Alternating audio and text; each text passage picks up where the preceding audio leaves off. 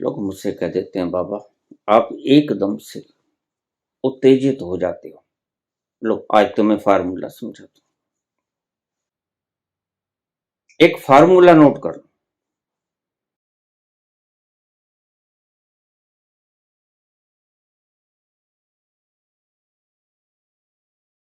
जब आप बोलते हैं बाबा तो हमें बड़ा डर लगता है। ये तुम्हारे अज्ञान के कारण है।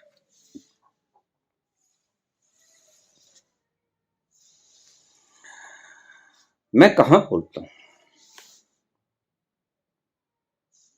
मैं कभी नहीं बोलता हूँ। तुम्हें लगता है कि मैं बोलता हूँ। कृष्ण कहाँ बोले?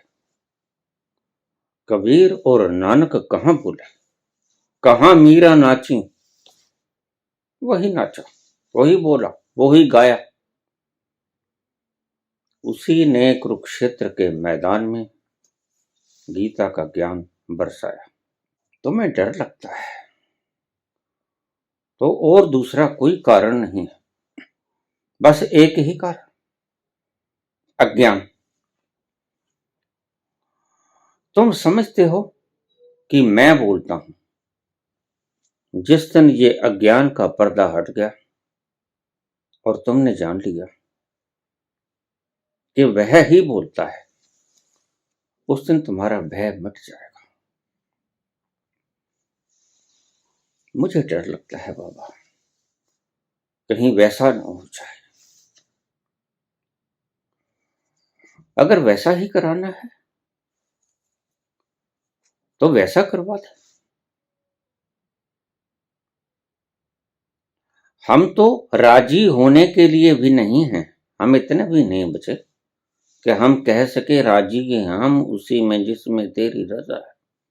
इतना कहने के लिए भी हम कहाँ बचे हैं। हम गए। वह 28 अक्टूबर की रात, शरद पूर्णिमा 1985, मैं विदा हो गया।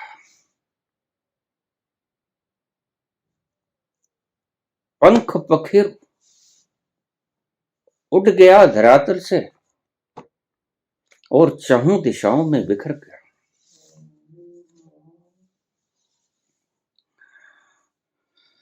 डरो मत, मैं बोलता नहीं, और जो बोलता है वही बोलता है, और वो जो बोलता है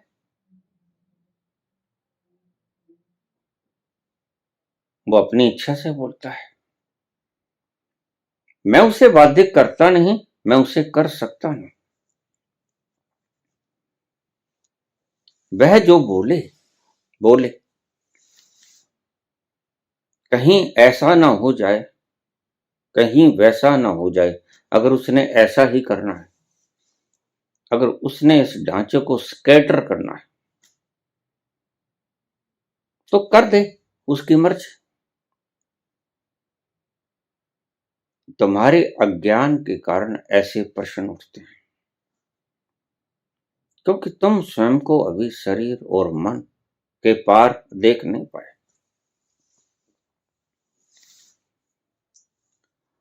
उस घड़ी का इंतजार करो जब तुम मन और शरीर से परे उन्मनी अवस्था में पहुंच जाओगे। भय मिट जाएगा। निर्मोह, निर्वैर, न तो कोई वैर रहेगा, ना कोई भय रहेगा। घबराओ मत, तुम डरो मत। मैं बोलता नहीं हूं, वह बोलता है। वह सर्वशक्तिमान, वह सर्वज्ञ, वह सर्वव्यापक। भला मेरी औकात कहां? मैं कभी नहीं बोला। उसके बाद, उससे पहले मैं ही बोलता था। उससे पहले तो मैं जाप भी करता था, लेकिन आज कहां जाप करता हूं। उससे पहले तो मैं खाना भी खाता था, लेकिन आज कहां खाता हूं। सच पूछो तो इस ढांचे को चलाने के लिए वह थोड़ा सा खाना खिला देता है, उसकी मौज। नहीं खिलाए, नहीं खिलाए। और जिस दिन उसने बिखेरना होगा ये ढांचा, वह बिखेर ही देगा। उसकी सृजना तो देखो, उस विराट की कल्पना से ही थर्रा जाओगे। थोड़ी सी रात को आसमान की तरफ आंखें उठा के देखना, तुम्हारे पास गिनती समाप्त हो जाती है, इतनी उसकी सृजना है। फिर वह करता है तो मेरा वजूद कहां बचता है। वह तो बस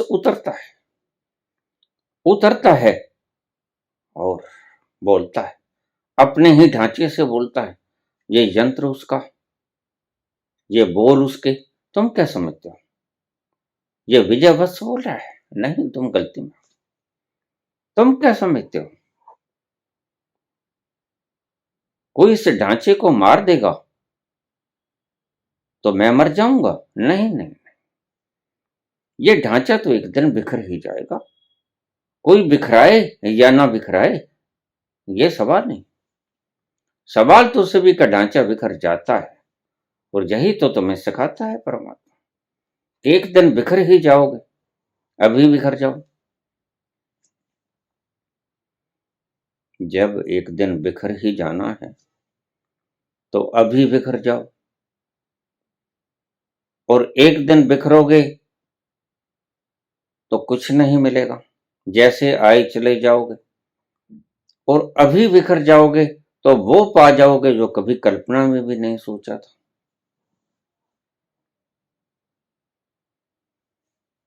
अगर डर लगता है तो फिर ये आपका अज्ञान है। मैं बोलता हूं,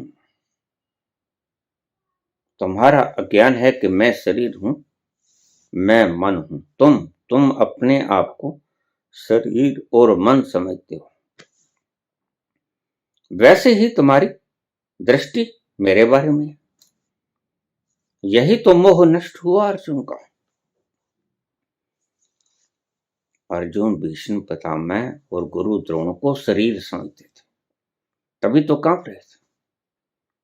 और कृष्ण भली भांति जानते थे।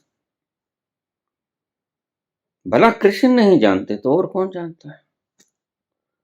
जिसने समग्र सृजना कर दी, जो सर्जनहारा है, वह नहीं जानता अपनी सृष्टि के बारे में तो और कौन जानता है?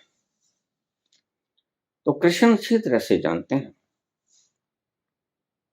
कि यह क्यों कांप रहा है। लेकिन कृष्ण इंतजार में है, कब ये उस तल पर आ जाए जब मेरे शब्दों को सेंसिटिविटी से भीतर उतरने दे। अभी ये उतरने नहीं दे रहा है। अभी ये सख्त पत्थर की तरह है, जरा भी स्पेस नहीं दे रहा मुझे। और जैसे ही अर्जुन ने स्पेस दी, झट से कृष्ण भीतर उतर गए और अर्जुन को अपना आपा दिखा दिया। जिस घड़ी अर्जुन को पता चला कि मैं कौन, उसी घड़ी पता चल गया कि भीष्म पितामह भी शरीर नहीं, गुरु द्रोण भी शरीर नहीं। कृष्ण ने विराट स्वरूप दिखाया। कृष्ण ने दिखाया कि तुम विराट हो, तुम शूद्र नहीं हो, तुम ये शरीर में ढले हुए स्ट्रक्चर नहीं हो मात्र। और सामने खड़ा हुआ गुरु द्रोण और भीष्म और जिन जिन के साथ तुम मोहग्रस्त हो, वो भी वही नहीं है जो तुम समझ रहे हो। आओ मैं तुम्हें दिखाता हूं। यहां थोड़ी सी गलत फहमी तो आपको बता दूं। ये जो गीता के टीकाकार है, ये लिखते हैं कि कृष्ण ने अर्जुन को अपना विराट स्वरूप दिखाया। नहीं, कृष्ण ने अर्जुन को अर्जुन का विराट स्वरूप दिखाया। कृष्ण अर्जुन से कहते हैं कि देख, तू समुद्र है, और तू बूंद होने के कारण डर रहा है कहीं समुद्र में खो न जाऊं। यही तेरा डर है और कृष्ण भली भांति इसे जानता है।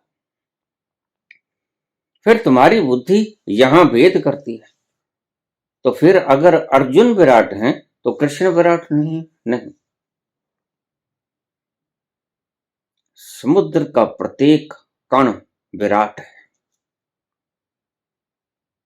बुद्धि भेद करती है कि कृष्ण ने अपना विराट दिखाया, नहीं, कृष्ण ने वो दिखाया जो विराट है। और उस विराट में कबीर भी हैं, उस विराट में नानक भी हैं, बुद्ध भी हैं, महावीर भी हैं, सभी हैं। जितने संत हैं सब उस विराट में हैं और जितने असंत हैं सब उस विराट में हैं। ये समझ लेना बात को। वहां दुविधा नहीं है, वहां दुई नहीं है। कृष्ण ने अपना विराट स्वरूप नहीं दिखाया। कृष्ण ने अर्जुन को समझाया कि ये सारा विराट है और ये तू ही है। और जो भी उसके भीतर उतरता है, जो बूंद समुद्र में समा गई, इन शब्दों को ढंग से समझ लेना, जो बूंद समुद्र में समा गई उसने जाना कि मैं विराट हो गई।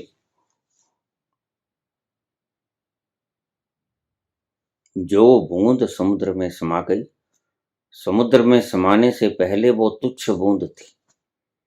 समुद्र में समाने के बाद वह विराट समुद्र हो गई।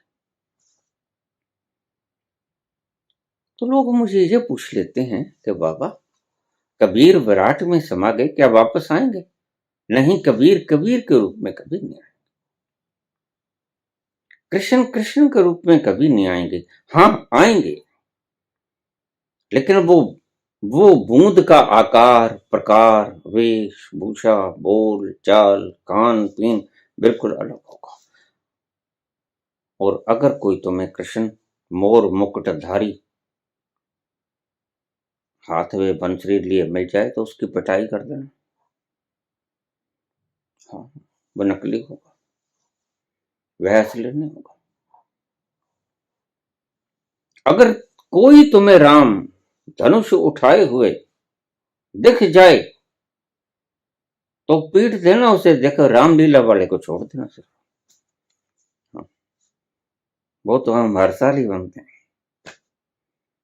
उसको मत पीट देना।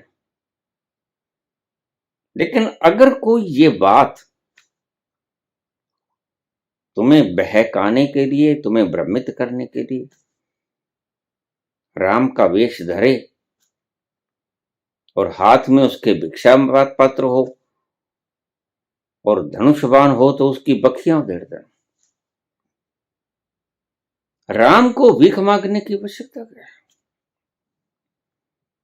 राम तो रोम रोम में रम रहा है। और यहां तो देवी देवता को तुम भिक्षा मंगा देते हो और कोई कुछ कहता नहीं। तुम क्या करते हो? या तो उन्हें होने देते हो या फिर उसे पीट देते हो, लेकिन उसे भोजन नहीं कराते क्योंकि वो भूखा है।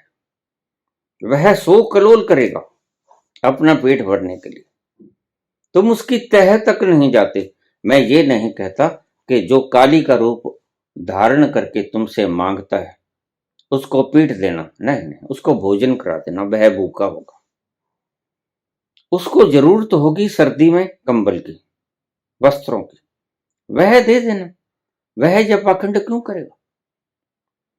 उसकी मजबूरियां हैं, उसकी मजबूरियां दूर कर देना। ये सारी नकली चेहरे जो बनाए हैं, यह सब दौलतमंदों ने बनाए हैं।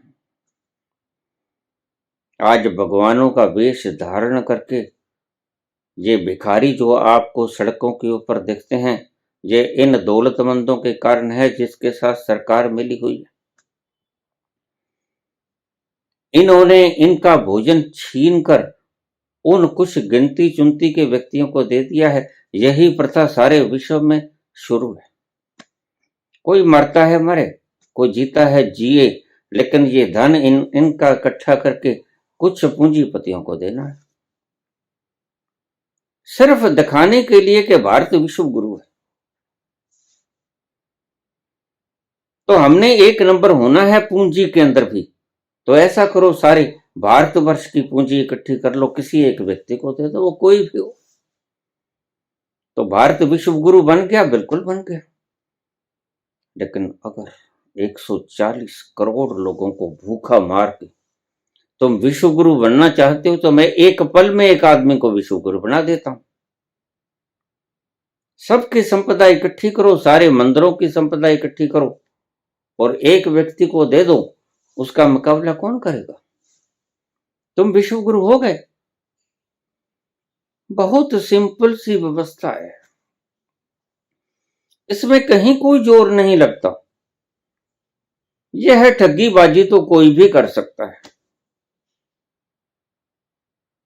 लेकिन ये सही व्यवस्था है। अगर आप इतने लोगों को भूखे मार के एक व्यक्ति को विश्व गुरु बनाओगे, एक नंबर बनाओगे और उसका सेहरा अपने सिर के ऊपर लोगे कि देखो हम विश्व गुरु, एक व्यक्ति की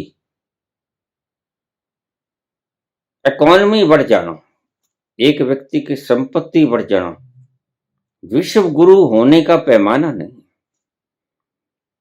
पैमाना क्या है? पैमाना है सोने की चिड़िया, वो भारत जो था उसको फिर से बना दो। किसी भी कारण से ये डिस्ट्रक्ट हुआ, उसके कारणों को मत खोजो, क्योंकि अगर तुम कारणों में उलझोगे तो वक्त बर्बाद करोगे। हो गया चाइना को और जापान के ऊपर बम गिरा दिया, ओपन हाइमर ने तो गिरा दिया, रूजवेल्ट ने, कोई बात, लेकिन जापान हिम्मत नहीं हारा। आपको जानकर शायद हैरानी होगी, विश्व युद्ध इतना लंबा चला, जापान के बच्चे स्कूलों में जाने से बंद नहीं हुए। और भी आप जानकर बड़े हैरान होंगे कि हर घड़ी वहां बम्बों की बरसात होती थी और बच्चे बाहर मैदान में शिक्षा ग्रहण करते थे, क्लासेस लगती थी, टीचर पढ़ाते थे और थोड़ी दूर बम गिर गया, सारी क्लास उठी, कहीं और बैठ गई, टीचर ने वहीं पढ़ाना शुरू कर दिया, डर के भागी नहीं। ऐसे ही बम्बों पे बम्बों की बौछार दूसरे विश्व युद्ध में जापान के ऊपर हुई और उनका हौसला देखिए। एक जगह बम गिर गया, वहां से उठे बच्चे, अगर किसी को चोट लगी, कोई छर्रा लगा, कोई मर गया, एम्बुलेंस आई, उसको उठा के ले गई। जो ठीक थे उन्होंने पढ़ना शुरू कर दिया। ऐसा साहस चाहिए विश्व गुरु बनने के लिए। तुमने तो कीर्तन करने वाले कायर पैदा कर दिया। यही कुछ तो हमने देखा और हमने सबक तो कुछ नहीं लिया।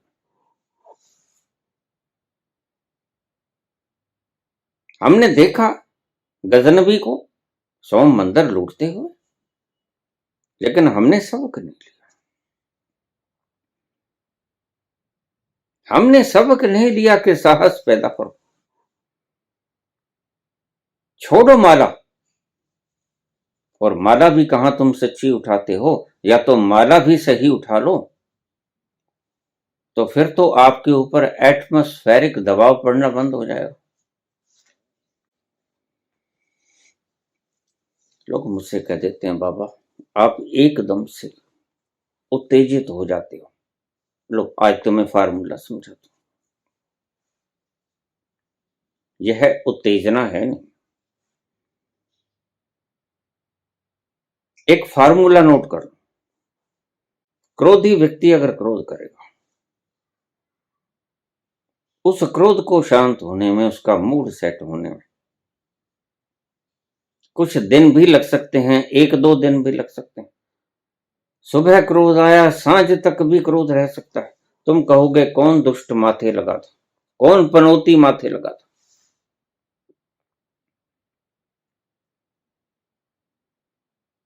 ये है संसारिक व्यक्ति की पहचान। सुबह क्रोध आया, शाम तक बरकरार रहा। मैं या कोई संत, हम गैर बदलना जानते हैं। संत मैं कहता ही उसको हूं जो गियर बदलना जानता है। इन शब्दों का आप ठीक से समझ लेना, हृदय में उतार लेना। जो गियर बदलना सीख गया वह संत।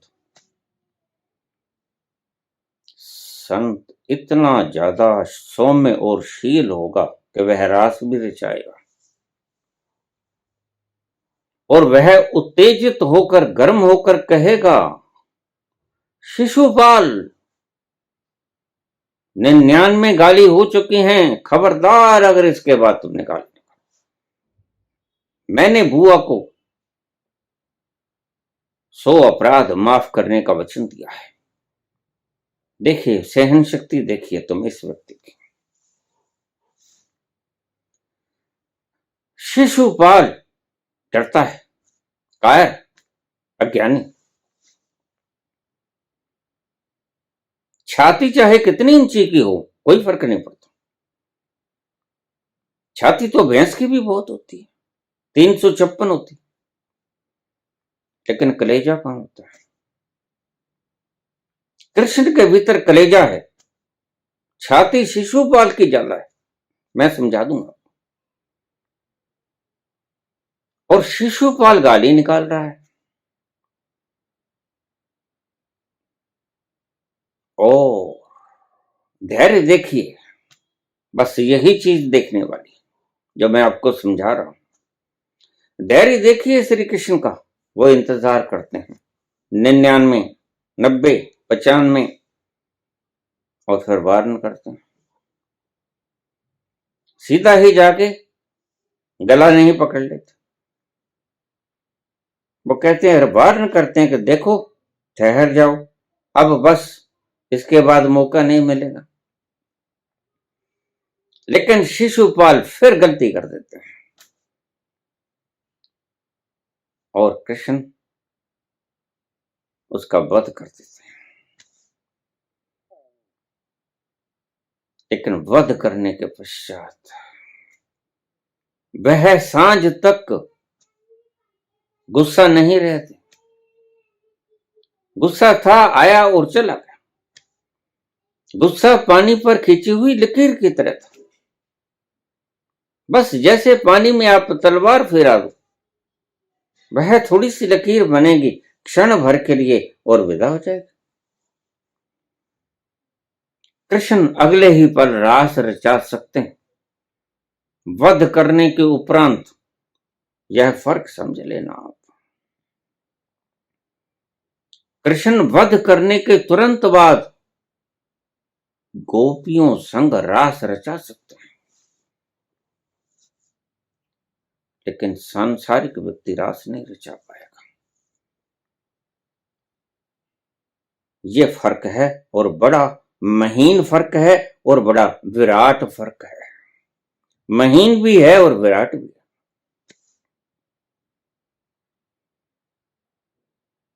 कृष्ण को गियर बदलना क्या है? कभी तो वो सहज, मुझे लोग कह देते हैं, बाबा थोड़ी सी पेस पकड़ लिया करो। मैंने कहा जब मैं पेस पकड़ता हूं तो तुम कहते हो थोड़ा धीरे बोल दिया करो। ये तो सिर के ऊपर से निकल गई बात। मुझे कह देते लंबी वीडियोस बना दिया करो, छोटी बना दिया करो। जब मैं छोटी बनाता हूं तो तुम कहते हो मजा आया ना। लंबी बना देते हो तो तुम सुन नहीं पाते, भाई जितनी चाहो सुन लिया करो, कोई बैन तो है ही नहीं। जब चाहा सुनो सुनो, जब चाहे बंद कर दो। मैं तुम्हारी स्वतंत्रता को छीनता नहीं, तुम स्वतंत्र हो। तुम जब तक चाहे सुन सकते हो, जब तक रस आता है सुन, नहीं रस आता है मत सुन, बंद कर दो। संत जो गियर बदलना सीख गया है, जान गया है। और गियर बदलना कब आएगा? जब तुम स्वयं के दर्शन कर लोगे, जब समाधि लगेगी सारे भ्रम मिट जाएंगे, सारे प्रश्न गिर जाएंगे और उसके बाद संबोधि जागृत होगी। तुम्हें तुम्हारा फैलाव विराट में नजर आएगा। बस यही बुद्धि भेद करती है। फिर कृष्ण विराट हैं और अर्जुन भी विराट हैं, तो फिर ये दो विराट कैसे हो गए? वही मैं कहता हूं कि कृष्ण की बूंद भी समुद्र में मिलके समुद्र हो गई, अर्जुन की बूंद भी समुद्र में मिलके समुद्र हो गई, कबीर की बूंद भी और नानक की बूंद भी समुद्र में गिरके समुद्र हो गए। बूंद समाना समुद्र में। विराट तो एक ही है, बस तुम विराट हो। तुमने विराट में कूद जाना है, तुमने विराट में विलीन हो जाना है। तुमने विराट को जानना नहीं, वह जाना तो कभी जान नहीं सकेगा।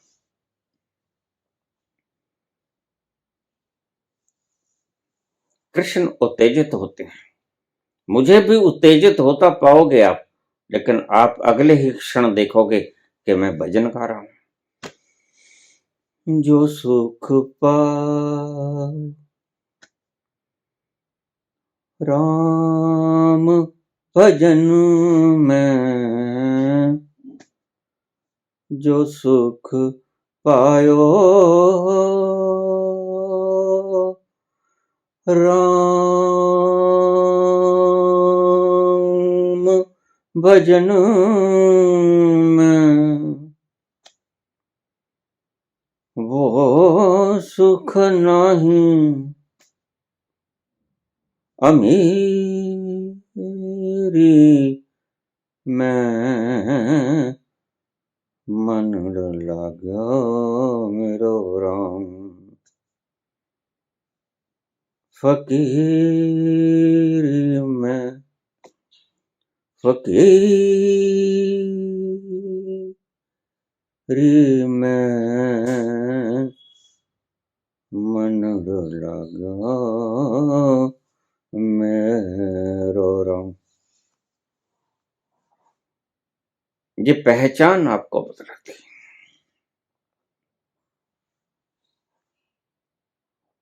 जब पूरे टॉप गियर में बोलूं तो ये मत समझ लेना कि ये व्यक्ति पहले गियर में नहीं आएगा। बस यही तुम्हारी गलती हो जाती है, यहीं से तुम पिक पकड़ लेते हो। वाह वाह, आप तो निंदा ही करते रहते हो। मैं 5वें में भी आऊंगा, मैं 4थे में, तीसरे में, दूसरे में, और देखो मैं बैक गियर भी लगा लेता हूं। ये भी मत भूल जाना। सब तरह की गियर बदलने में दक्ष, सब प्रकार के गियर में बदल लेता हूं। मुझे ऐसे ढांचे से काम लेना बखूबी आता है और तुम अभी अनभिज्ञ हो। संत सीख जाता है तो तुम डरो मत। पहली बात तो डरने की कोई बात ही नहीं। यहां इस संसार में कुछ भी अपना है नहीं। यह सत्य है, यह कोई सिद्धांत नहीं। यह सिद्धांत नहीं है, फिर कहता हूं यह सत्य है। यहां तुम्हारा कुछ भी नहीं और यहां तुम्हारा सब कुछ है। ये दोनों बातें यकसा सही हैं। बुद्धि के तल पर आओगे, मन के तल पे बैठे रहोगे तो तुम्हारा यहां कुछ भी नहीं, कुछ भी नहीं है। और इसलिए तुम कुछ भी नहीं है तो कमाने में लग जाते हो, फिर कमाएं। लेकिन जब तुम उस तल पर पहुंचते हो जो तुम्हारा असली तल है, विराट, तो फिर कुछ भी बगाना नहीं, फिर सब कुछ तुम्हारा है।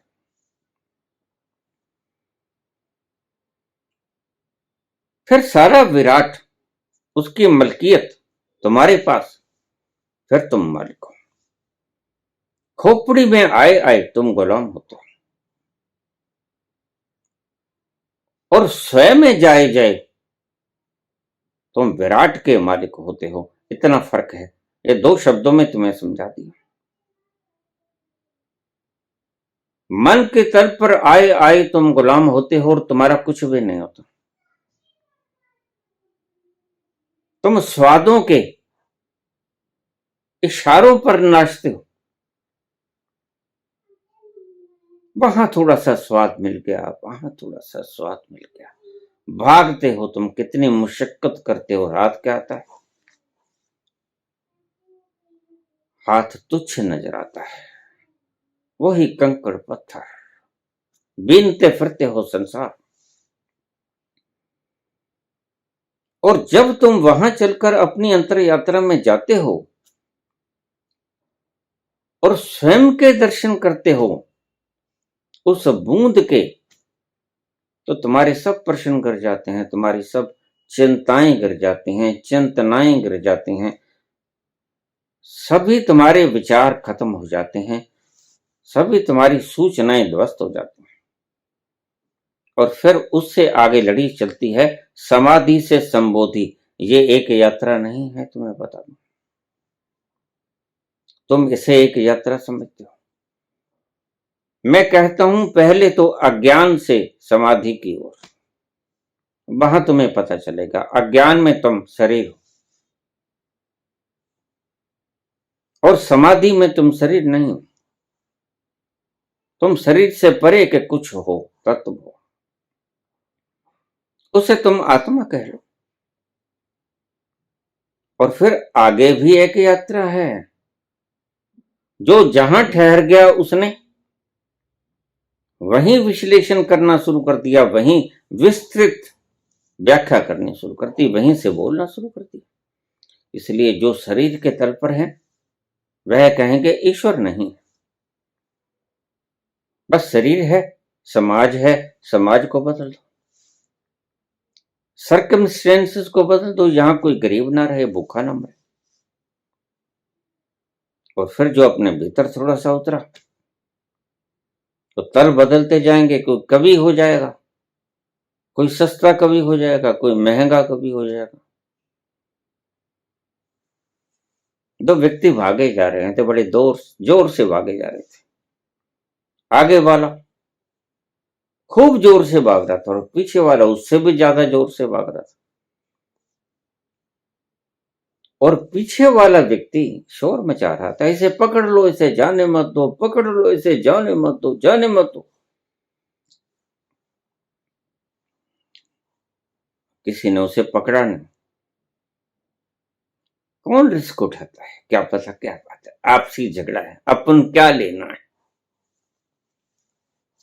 लेकिन कोई होगा बाबा भर का, उसने कहा देखें तो ये क्यों भाग रहा है, क्यों वो शोर मचाता आ रहा है। तो बाबा ने उसे पकड़ लिया, क्या ठहर भाई। उसने कहा छोड़ दे मुझे। हाँ, बाबा की गिरफ्त तुम्हें पता है। लेकिन बाबा ने उसे छोड़ा नहीं, ठहर पहले, उसे आ जाने दे। क्या पॉकेट मार के भागा है, क्या बात है, उसे आ जाने दे। तो बाबा ने अपना जफ्फा नहीं छोड़ा, वो आ गया हाफता हुआ। पहले तो सांस लिया उसने थोड़ा सा, थोड़ी देर सांस लेने के बाद बाबा ने पूछा क्या बात है भाई, क्या लेके भागा, कोई पॉकेट मार लिया है। अरे नहीं बाबा। और क्या बात है, क्यों इतना चिल्ला रहे हो। अरे मैंने इतनी मुशक्कत से इसको पकड़ा है।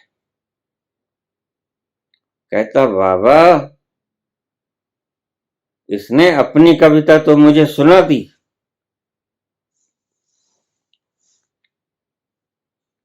फिर जब मैं सुनाने लगा तो इसने ये काम किया, ये भाग लिया। तो भाई जिनकी कविता सुनकर भाग जाना चाहिए वो कहते हैं हम महंगे कवि हैं, फिराक में फिरते हैं राज्यसभा की कुर्सी में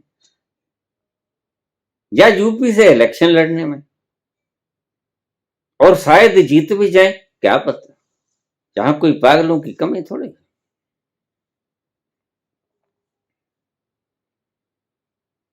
जो गियर बदलना सीख गया, एक पल में तुम पाओगे मैं पूर्ण आवेश में हूं, और अगले ही पल तुम पाओगे मैं धरती के साथ सपाट हो गया। एक पल में तुम पाओगे मैंने आसमान को छू लिया। लगेगा बेहूदगियों को पार कर गया ये व्यक्ति, और दूसरे पल ही लगेगा कि मैंने भजन गुनगुनाना शुरू कर दिया। यही गियर बदलने की कला है। और यह कब आती है? ये आती है स्वदर्शन के बाद। यह आती है स्वदर्शन के बाद, इस विराट में फैल जाने के बाद। और सच में फैलना है, काल्पनिक रूप से नहीं फैलना है। काल्पनिक विश्व गुरु नहीं बनना है। वह भी कैसा विश्व गुरु? जिस देश में 80 करोड़ लोगों को 5 किलो अनाज देना पड़े, वह विश्व गुरु हुआ क्या? नहीं नहीं, ऐसे काल्पनिक विश्व गुरु से बाज आए इस मोहब्बत से, उठा लो पानदान अपना। हमें नहीं चाहिए ऐसा विश्व गुरु। हमें सच में विश्व गुरु चाहिए। अगर बनता है तो बना लो, नहीं कृपा करके इस चिपकाहट को छोड़ो। हाथ बांधो कि नहीं भाई, मेरे तो बलबूते से बाहर है, मैं क्या करूं। मैं यही बामुश्किल, मैं कुछ जानता ही नहीं। प्रणाम कर लो, क्या फर्क है? कोई तुम्हें कुछ नहीं कहेगा। तो नकली नकली कागजी विश्व गुरु नहीं बनाना है इस मुल्क को। और देखो, ध्यान रखो, तुम्हें भी मैं समझा देता हूं। जो नकली नकली विश्व गुरु, कागजी विश्व गुरु बनाने पे निकले हैं, उन्हें पटकनी देना, पटकनी दे ही देना। क्योंकि कागजी फूलों से कभी सुगंध आती है? कागजी फूल कभी खिलते हैं? कभी लहराते हैं हवाओं में? कभी मुस्कुराते हैं? कभी सुगंध बिखेरते हैं? नहीं बिखेरते। कागजी विश्व गुरु होना भी नहीं। और जो तुमसे कहे कि मैं विश्व गुरु बना दूंगा या बना दिया है, इन बहकाओं में भी मत आ जाना। अभी कोई विश्व गुरु नहीं बना है, ना ही बना पाया है कोई। जब था विश्व गुरु था, आज नहीं। तो इन झांसों में मत आ जाना।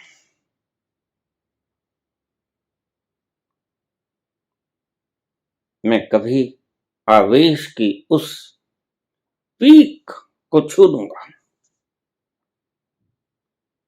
और तुरंत ही तुम पाओगे मैं धरातल के ऊपर रेंगता हुआ नजर आऊंगा।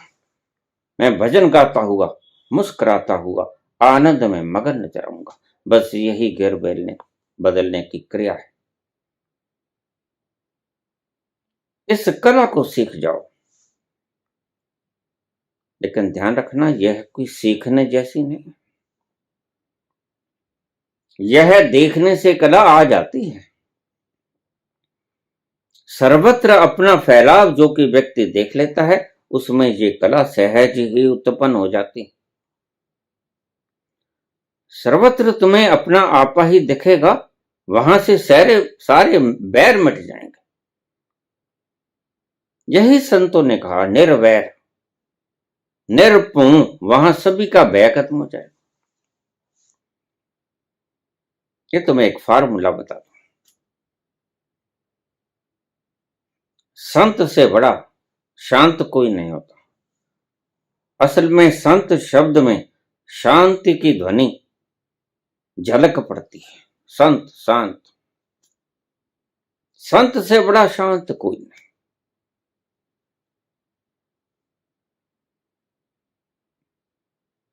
और संत के बिना, संत से बड़ा कटाक्ष भी कोई नहीं कर सकता। संत से बड़ा विराट रूप भी किसी का नहीं है। जिसने स्वयं की विराटता को जाना वह टॉप गियर में भी आएगा,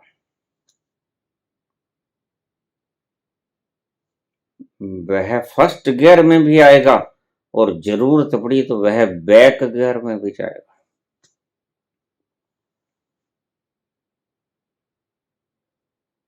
इसलिए गुरु गोविंद सिंह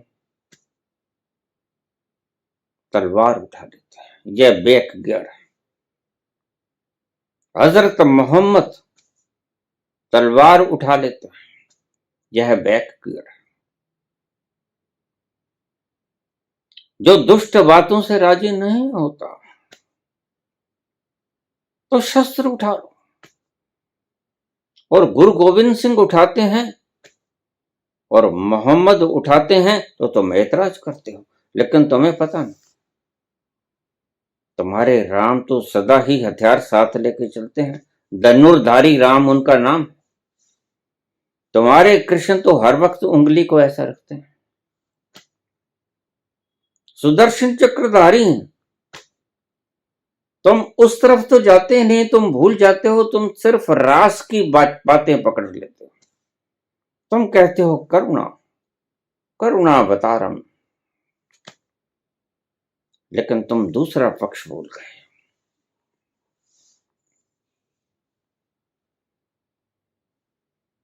कि हमारे देवी देवता शांति के प्रतीक हैं, और इनके हाथों में शस्त्र है। दुर्गा के हाथों में कितने शस्त्र, काली के हाथों में कितने, गले में कितने नरमुंड है। हथियार तो शंकर के पास भी है, त्रिशूल। हथियार किसके पास नहीं, विष्णु के पास भी है। तो हमने ये सारे संकेत बनाए थे, लेकिन हमने उन चीजों को पकड़ लिया जो हमारे हिसाब से ठीक बैठती थी, हमारे ढांचे में। परिपूर्ण हम उसके चित्र को समन्वित नहीं कर पाए हृदय में, यही गलती रह गई।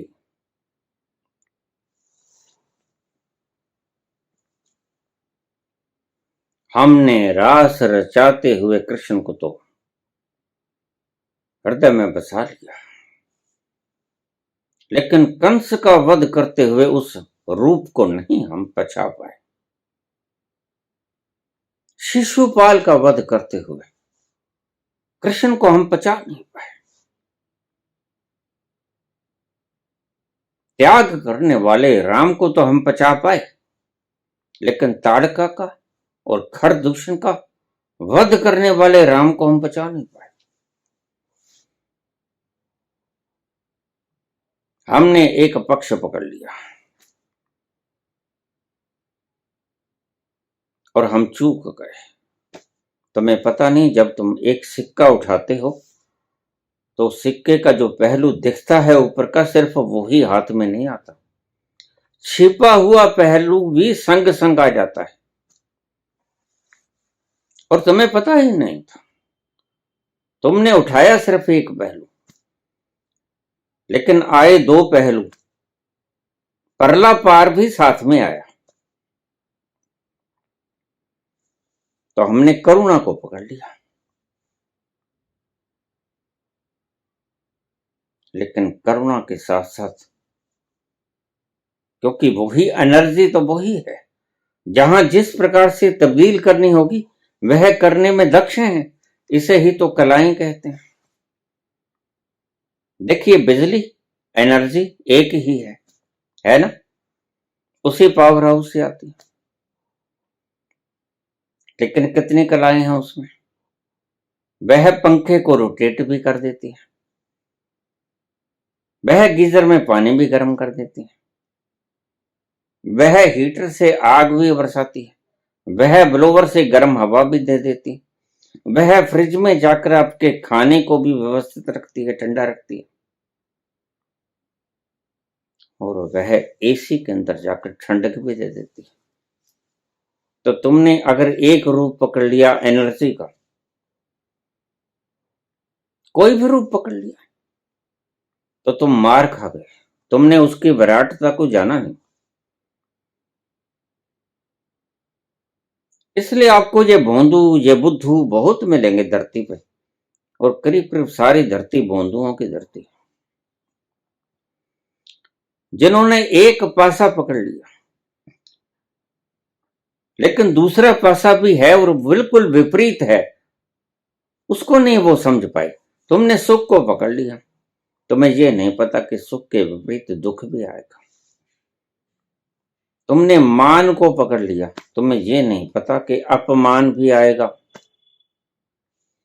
जिसने मान चाहा उसने जाने अनजाने अपमान भी मांग लिया, क्योंकि अपमान कहां जाएगा, यही दूसरे सिक्के का दूसरा पहलू ये है। सुख मांगोगे दुख में मिलेगा, तो चाहे उल्टा मांग लो, कुंती की तरह।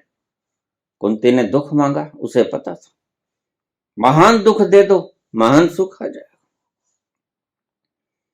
क्योंकि एक ही सिक्के के दो पहलू हैं। ये प्रतीक है एनर्जी की तरह। इन बातों को आप ध्यान में गहरे बसा लेना। बार बार प्रश्न मेरे पास आते हैं, क्योंकि तुम्हारा कोई कसूर भी नहीं। तुम्हें आज ही पता चला कि मैं भी बोलता हूं, और तुमने आज मेरा पहला प्रवचन सुन लिया, और तुम्हें पता नहीं जो प्रश्न तुम पूछने वाले हो उसका जवाब मैं कितनी बार दे चुका हूं। फिर तुम कहते हो बाबा ये फिर क्रिया योग कैसे होता है? भाई तुम यूट्यूब के ऊपर जाके सर्च कर लो। नहीं तुम्हें आता यूट्यूब चलाना, किसी यहां सभी खिलाड़ी हैं आज तो यूट्यूब, उनसे कह दो वो निकाल देंगे।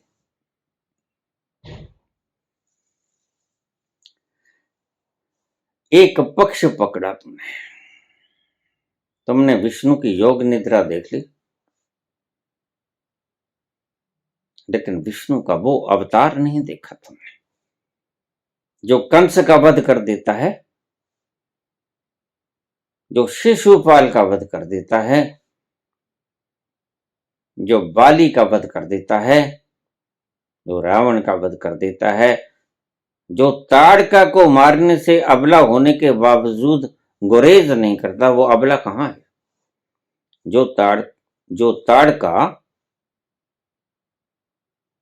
उपद्रव फैलाती है, दुखी करती है, सताती है संतों को, वह अबला कहां? वह तो सबला है। अबला तो मनुष्य भी हो सकता है, व्यक्ति आदमी भी अबला हो सकता है, ध्यान रखना। सिर्फ औरत ही अबला नहीं होती, आदमी भी अबला हो सकता है। और संत जब समाधि में होता है उससे बड़ा अबला कोई भी नहीं होता। इसलिए विश्वामित्र जाते हैं दशरथ के पास। दशरथ को कहते हैं कि आप राम और लक्ष्मण को मेरे साथ भेज दो, मैं ध्यान में जाके अंदर की गहराइयों को देखना चाहता हूं। I am to invent something by going inside myself. मैं अपने ही भीतर प्रवेश कर कुछ खोज करने की फिराक में, और जब मैं भीतर उतर जाऊंगा तो मेरे से बड़ा निर्बल कोई नहीं होगा, क्योंकि ये इंद्रियां तो शांत होंगी या कोई काम नहीं करेंगे।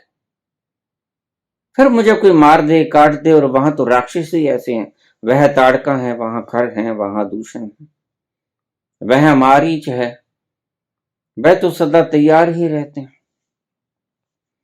तो ये जो बताया गया कि हवन करने में वो बाधा डालते थे, इसका तुम अर्थ ठीक से नहीं समझ पाए। वह जो संत अपने आप को हवन करता है, आहूत करता है, मिटाता है, गलाता है, भस्म होना चाहता है, वह जो अपने मैं को हवन के भीतर हविष्य करना चाहता है, उससे रोकते थे वो। बस तुमने आग जलानी शुरू कर दी। तुमने हवन सामग्रियां बाजार से खरीद ली, कपूर खरीद लिया, चंदन खरीद लिया, और उनको आग के भीतर डालकर तुम कहने लगे ठीक ये हवन हो गया। नहीं नहीं, तुम सामग्रियों को हवन किया है किसी में इतनी हिम्मत जो खुद को हवन करते? जो हवन नहीं कर सकते खुद को, अपने अहम को, अपने अस्तित्व को, वह फिर उपदेश देते हैं वेदों का। कच्छ में वेद डाल देते या और लोगों को उपदेश देते हैं हवन करो। हवन का अर्थ मालूम नहीं, ये बेचारे हैं। हवन करना चाहते थे विश्वामित्र, अहम को मिटाना हवन करना है। और जब व्यक्ति अहम को मिटा देता है वह मृतवत हो जाता है। मैंने बहुत बार बताया आपको, मृतवत होना है। और जानते हैं अच्छी तरह से विश्वामित्र कि यहां ताड़का है, अबला है, स्त्री है, लेकिन सबला है, दुष्टा है। उससे बचना भी है, लेकिन क्या करें, कुटिया ही यहां है। और ये लोग आते हैं, ये तुम्हें हवन नहीं करने देते। देखिए, जो आपको हवन नहीं करने देता उसका तरीका चाहे कोई भी हो, वह आपका खाना पाना रोक दे, वह आपकी नौकरी छीन ले, वो आपके सारे वो साधन छीन ले जिससे कि आप हवन करने के योग्य न रह जाओ। यही तो हो रहा है। देशों में क्या हो रहा है, ये तानाशाह क्या कर रहे हैं? जो व्यक्ति खुद को हवन करना चाहता है, पहले भोगोगे उसके बाद हवन करने की इच्छा है, तो भोगने की आपकी साधन समाप्त कर रहा है। छीन लो सभी से, कुछ गिने चुने व्यक्तियों को दे दो ताकि आप ना भोग पाए। यह राक्षस है, यह ताड़का खर और दूषण से कम नहीं। यह आपकी भोग सामग्री लूटे जाते हैं। क्यों? क्योंकि ये सूत्र मैंने पहले बताया कि इतना भोगो कि भोगों से वैराग्य पैदा हो जाए। तो ये लोग आपसे भोगने की सामग्री छीन लेंगे। बस तुम्हें कहेंगे सिर्फ जीवित रहो, और तुम्हारे भीतर इतनी जीवेषणा है, जीने की इच्छा इतनी प्रबल है कि तुम कहोगे ठीक 5 किलो अनाज ही दे दो। लेकिन दिस इज नॉट सफिशिएंट, और यह वितरण गलत है। जिस दिन कोई सच्चा बादशाह आएगा, जिस दिन कोई सच्चा बादशाह आएगा, साहसी पुरुष होगा, वो बड़ा साहस का काम। आज हिंदुस्तान ऐसी गर्त में चला गया है, इस गर्त में से कोई कायर व्यक्ति नहीं बाहर निकाल पाएगा। परम साहसी व्यक्ति जो चिल्ला सके सदन के अंदर और सदन से बाहर, सड़कों के ऊपर, वही कर पाएगा ये क्रांति। और फिर वो बांटेगा, और उस बांटने से तुम तुम्हारा हिस्सा पाकर भोगोगे, और भोगोगे तो भोगों से वैराग्य पैदा होगा। इस लड़ी को समझ लेना। मैं बार बार बोलता हूं, आप शायद समझे नहीं लगते, क्योंकि रोज भाग जाते हो। रोज 20 आ जाते हैं, 10 भाग जाते हैं, या मैं भगा देता हूं। इसका कारण क्या है? मैं कहता हूं पहले भोगो, और इतना भोगो कि वैराग्य हो जाए भोग से। और ये लोग तुम्हारे भोगों के साधन को ही छीन लेते हैं। तो जिस दिन कोई साहसी पुरुष आएगा जो भोगने की इच्छा नहीं रखेगा, जो वितरण की इच्छा रखेगा कि वितरण में समान रूप से कर दूं, तुम गाली निकाल सकते हो इनको समाजवादी कहकर, ये तो समाजवादी है, ये तो समन्वयवादी हैं। लेकिन समन्वयवादी होना अपने आप में अभूतपूर्व काम है। यही तो कहा हमारे ईश्वर ने, वसुधैव कुटुंबकम। यही तो कहा बाबा नानक ने, वंड छको। कहां बांट के छकते हैं हम तो हमारी बच्ची की शादी में, हमारे बच्चे की शादी में ऐसे लोगों को बुलाते हैं जो 1 अरब रुपया लेती हैं ठुमके लगाने के। और जो ठुमके लगा रहा है शरीर, वो जब जल जाएगा उसकी कीमत होगी 6 रुपए 10 आने।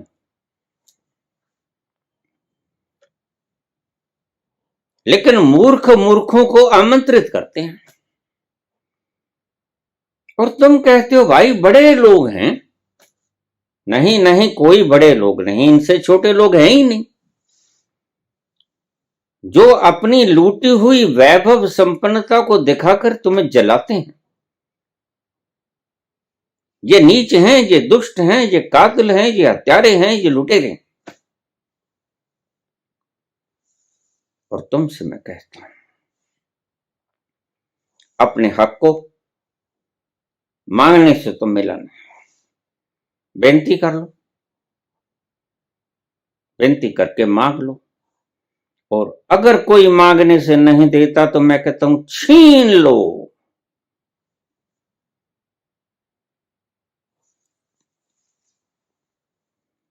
अगर शिशुपाल कहने से रुकता नहीं तो उसका शीश काटना ही होगा। ये बात ध्यान में रख लेना। अगर शिशुपाल कहने से रुक जाए तो अच्छा, नहीं रुके तो शस्त्र उठा लेना, फिर काट देना। देखो, ये तुम्हें मूर्ख बनाया गया है, तुम्हारे साधनों को लूटने के लिए। और मैं कहता हूं ये लोग, कहीं कोई दूसरा अपने आत्म तत्व बोध तक पहुंच ना जाए, इसके लिए तुम्हें भोगने के साधन तुमसे छीन लेते हैं और खुद दिन में 6-6 बार कपड़े बदलते हैं। और तुम कहते हो भाई बड़े लोग हैं। कहां बड़े लोग हैं? तुम गलती खा जाते हो। कोई बड़े बड़े लोग नहीं, ये सब तुम्हारा छीना हुआ है या तुम्हारा दिया हुआ है। तुमने इनके बहकावे में आकर अपना सारा शक्ति इन्हें दे दिया है। अब ये तुम्हारी साथ खिलवाड़ कर रहे हैं। मत दो शक्ति इन्हें। अगर ये वितरण प्रणाली को ठीक नहीं करते तो इनको गले पकड़ लो और गले पकड़ के, कॉलर पकड़ के नीचे घसीट लो इन्हें। तुम्हारे हाथ में शक्ति है। वो भाग्यशाली क्षण था जब न जाने कितनी कुर्बानियों के बाद तुम्हें ये संविधान मिला था। इस संविधान की रक्षा करना तुम्हारा धर्म है, धर्म है, धर्म है, कर्तव्य नहीं। मैं कहता हूं धर्म है, यही धर्म है। राम लला के मंदिर में मत जाना, संविधान को बचा लेना। ये तुम्हारी आजादी को लुटने से बचा देगा। संविधान को नहीं बचाया तो फिर न राष्ट्रपति बचेगा, न चीफ जुडिशियल बचेगा, न जुडिशरी बचेगी। फिर तो राजा के हाथ में तलवार होगी और सेंगोल होगा। देख लेना, राजदंड मिलेगा। तुम अगर थोड़ा जुबान खोले तो राजा के पास सुई होगी, सीधी जाएगी। तुम्हें घसीट के सलाखों के पीछे नजरबंद कर दिया जाएगा। इस मेरे पैगाम को याद रखना।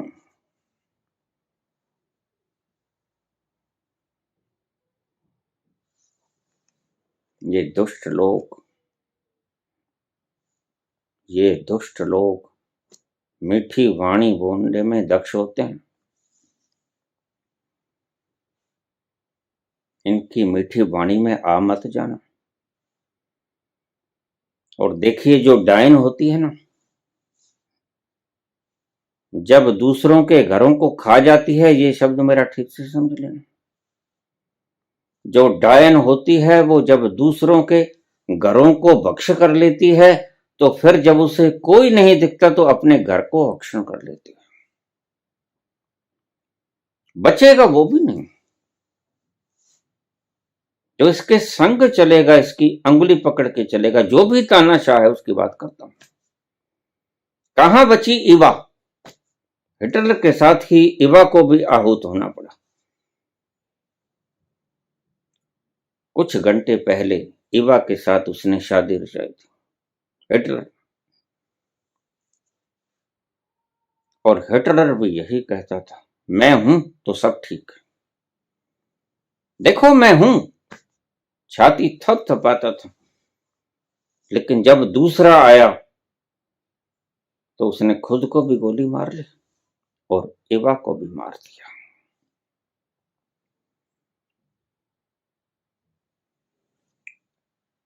ये बोलने के बड़े चाटुकार होते हैं, ये अपना काम निकालने में बड़े दक्ष होते हैं। मेरे एक एक शब्द को आप नोट कर लेना। और ये संसार के समस्त तानाशाहों की बातें करता हूं मैं, वो चाहे किसी भी मुल्क में हो। यह संक्रामक रोग है। फला व्यक्ति 6 बार बन गया, फला व्यक्ति 20-40 साल से बैठा है, उसके पुश्तैनी हक हैं, और वह जब चाहे जिसको उठा लेता है। यह तो कोई स्वतंत्रता ना हुई। और जिसने आपकी स्वतंत्रता छीनी, उसने आपकी आत्मा छीन ली, क्योंकि आत्मा ही स्वतंत्रता है। तुम कहते हो बाबा ऐसे मत बोला करो, हमारी दिल की धड़कनें तेज हो जाती हैं। नहीं, तुम दिल की धड़कनें तेज मत करो, क्योंकि अभी तुम अज्ञानी, तुम्हें पता नहीं कौन बोलता है। जो बोलता है वह निपटना भी जानता है। तुम चिंता मत करो, तुम शांति से सुनते रहो। तुम आनंद से मेरे एक एक शब्द को भीतर उतार दो, आमूल चूल परिवर्तन हो जाएगा तुम्हारे भीतर। जो इन दुष्टों ने तुम्हारे मन के अंदर गंदगियां डाली हैं, सब विनष्ट हो जाएंगे। और यही मेरा लक्ष्य है। इसी गोल को लेकर मैं बोल रहा हूं। वह उपयोग करता है अपने ही जंतुओं का। जब से ये जाना है, तब से मेरा कुछ नहीं रहा, उससे पहले मेरा सब कुछ था। जब से ये जाना कि मेरा कुछ नहीं, और संग ही पता चला कि सब कुछ मेरा है। जब बड़ी उलट बातें लगेंगी, क्या करें, भाषा की दरिद्रता है, मजबूर। लेकिन समझाने की चेष्टा जरूर करता हूं। जिस दिन मैंने जाना कि मेरा कुछ नहीं, उस दिन मैंने ये भी जाना कि मेरा सब कुछ है।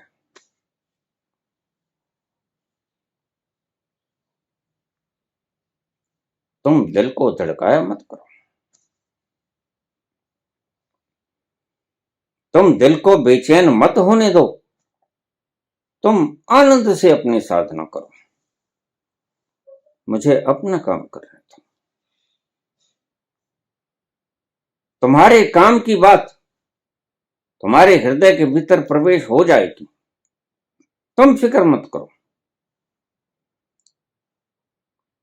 अगर वह मारना चाहता है तो मार देगा।